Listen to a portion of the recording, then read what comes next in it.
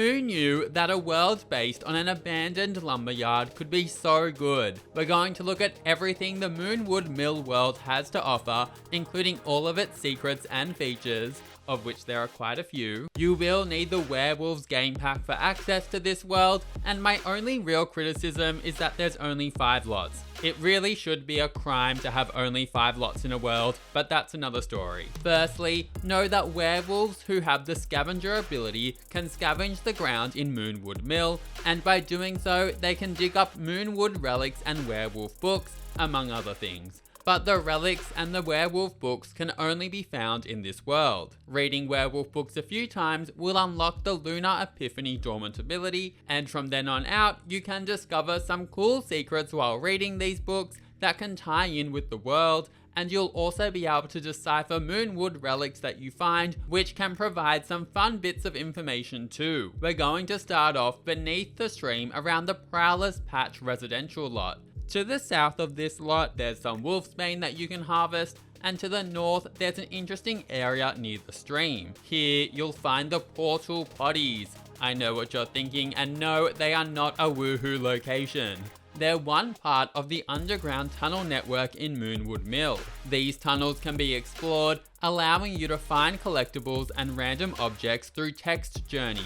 You can also find out how the tunnels are linked, which will then allow you to fast travel between the various entrances, which I will call out as we come across them. If you have a werewolf, then the night vision ability will help with exploration, and if you have the Diary of Gregorius Lundvik or the History of Moonwood Mill book, then reading either of these can see you discover more secrets about the tunnels. I believe the benefit here is that if you follow the magical melody in the text-based journey, then after discovering information from the book, you'll be given a howl with the moon music option. While this does have a cooldown, the option can help you find a bit more during your tunnel explorations. Another quick thing to note is that you can purchase the Moonwood Mill tunnel entrance object, which you can then use to explore tunnels too. This is very seamless when used inside Moonwood Mill, and there is even one location in the bunker at the Grimtooth Bar, but if it's used from outside of Moonwood Mill, then know that the object will take you to Moonwood Mill. Also, near the portal potties, there's a little spot where you can fish at in the stream, and it's worth noting that you can catch werewolf books and Moonwood relics while fishing in Moonwood Mill. Near the portal potties, you'll also see what I'm going to call dirt of interest, and it's this patch of dirt that is the sparring grounds in the world. If you challenge another werewolf to a spar at the sparring grounds, then this is where they will go to battle it out. Also know that spars are different to brawls, and a spar won't make the werewolf you spar with hate you. Now, east of the Prowler's Patch, you'll see a notice board.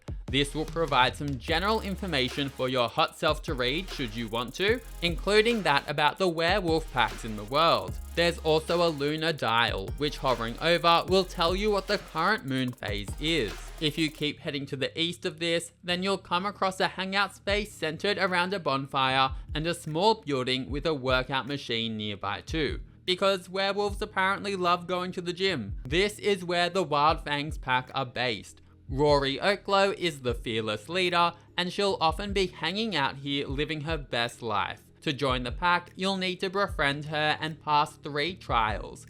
The Wildfangs really do embrace all aspects of being a werewolf, including the more dangerous or scary parts of it. If you join the pack, then the small building acts as the pack's face. North of the Wildfangs hangout is a toilet, because we don't have time to be holding it in, and if you head south, then you'll come across a sewer gate, which is another one of the tunnel entrances that can be explored and travelled through.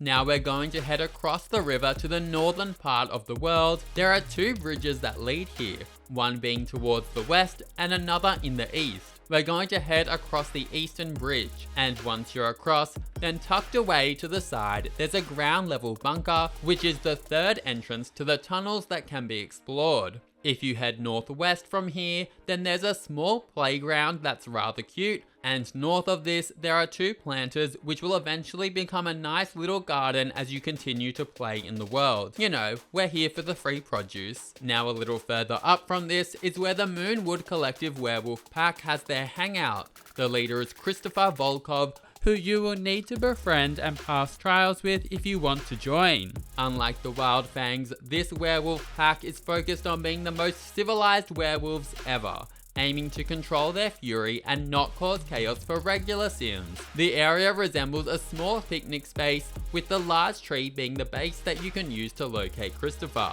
It should be noted that if you become a pack leader with alpha rank, then you can customize the tree, choosing to make it neutral or more dangerous looking rather than the friendly look that it has by default. The same can be said for the small building that acts as the Wildfang's base. Now to the west of this hangout, you'll notice a huge mountain, and you can very easily climb through the base up to the top of it. This is where Moonpetal is located.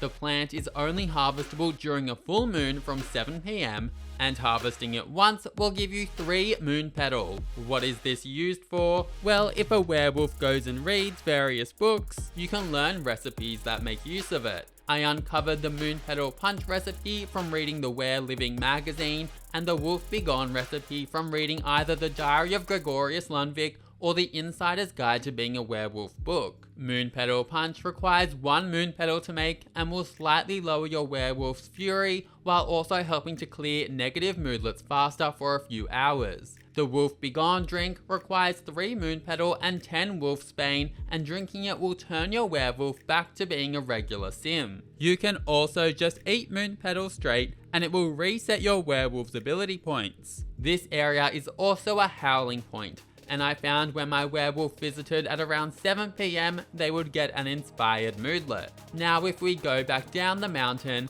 then just a little to the west, you'll see Lundvik Lake. You can fish in the lake, and yes, here you can catch the Lunar Fish. Anecdotally, I caught this a lot easier during a full moon, but I still managed to catch it outside of it being a full moon. By reading werewolf books, you can discover the grilled Lunar Fish recipe, and personally I learnt this from the History of Moonwood Mill book. Grilling and eating this will provide an energized moodlet for 6 hours.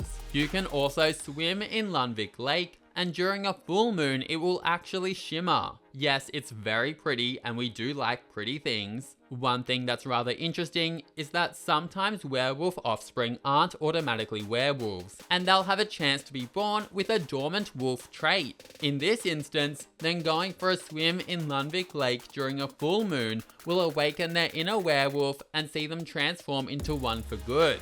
Now, if you follow the path from Lundvik Lake to the west, you'll come across more wolfsbane that can be harvested before you then see a bunch of signs saying keep out. Obviously, we're going to keep going.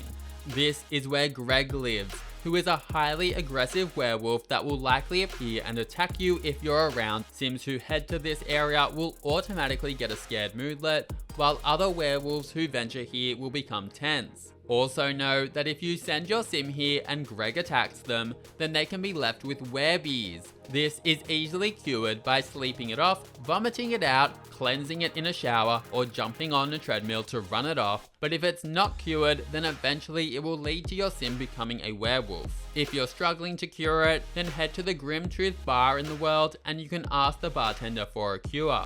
Also, while Greg does have a little home, it isn't really interactable. Finally, backtracking a bit, the path back east of Greg's house and south of the giant mountain is where the second bridge across the river is located. And with that, we've reached the end. That's a guide to all the cool secrets and features that the Moonwood Mill world has to offer. If you enjoyed or found this helpful, then please subscribe and leave a like. I would really appreciate it, and have an amazing day. See you later.